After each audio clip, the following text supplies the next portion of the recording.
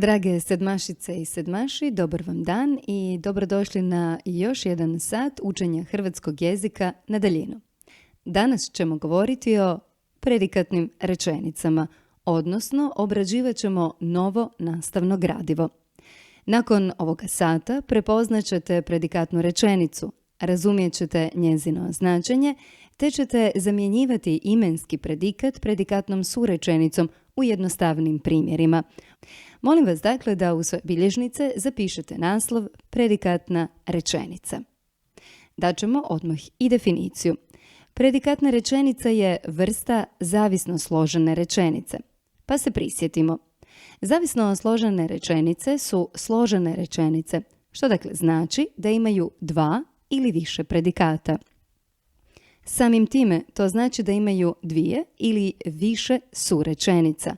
Kod zavisno složenih rečenica jedna je surečenica glavna, a druga zavisna. Zavisna surečenica uvrštava se na mjesto neke službe riječi, a prisjetimo se i službe riječi. To su predikat, subjekt, objekt, atribut, apozicija i priložne oznake. Kad već govorimo o predikatnim rečenicama, pobliže ćemo se prisjetiti predikata. Predikat može biti glagolski, kao u rečenici Ivana gleda u morske daljine. Dakle, glagolski predikat sastoji se isključivo od glagola. Druga vrsta predikata je imenski, kao u rečenici morske daljine su najljepše. Imenski predikat sastoji se od pomoćnog glagola i neke od imenskih riječi. Rekli smo dakle, danas govorimo o predikatnoj rečenici, pa se vratimo na ovu rečenicu. Morske daljine su najljepše. Ovu jednostavnu rečenicu koju prepoznajemo po jednom predikatu možemo promijeniti tako da ima i dva predikata. Morske daljine su da ljepše ne mogu biti. Glavna surečenica završava pomoćnim glagolom biti, dakle morske daljine su. Ono što smo napravili, a to je da smo imenski dio imenskog predikata zamijenili predikatnom surečenicom, uporabivši veznik da i spojivši to sa ljepše ne mogu biti. Dakle, glavna je surečenica morske daljine su, a zavisna da ljepše ne mogu biti. To bilježimo ovako, tako da glavnu i zavisnu surečenicu odvajamo okomitom crtom. Evo nam još nekih primjera. Rekla sam vam kako ćemo učiti od jednostavnih rečenica činiti predikatne. Pa prvi primjer kaže: ti i ja smo najbolji. Prvo što trebate pronaći jest imenski predikat.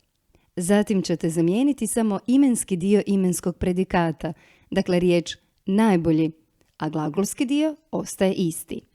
Ti i ja smo bit će glavna surečenica, a da bolji ne možemo biti bit će predikatna surečenica. Evo i drugog primjera. Dužina je jednaka širini. Predikat je jednaka. Ostavit ćemo ovdje ovaj pomoćni glagol biti.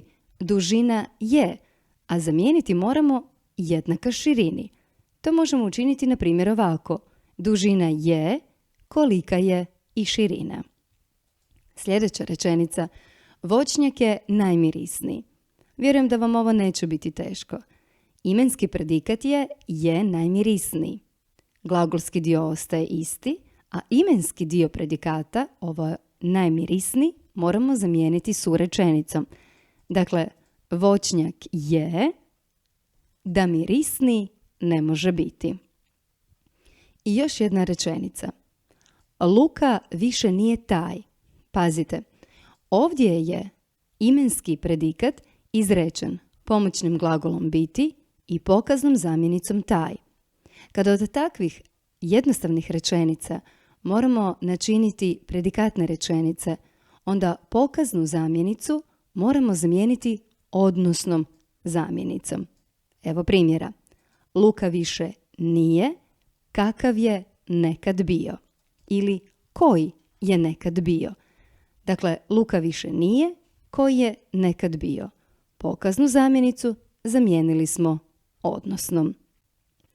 Sažmimo sve ovo što smo danas govorili.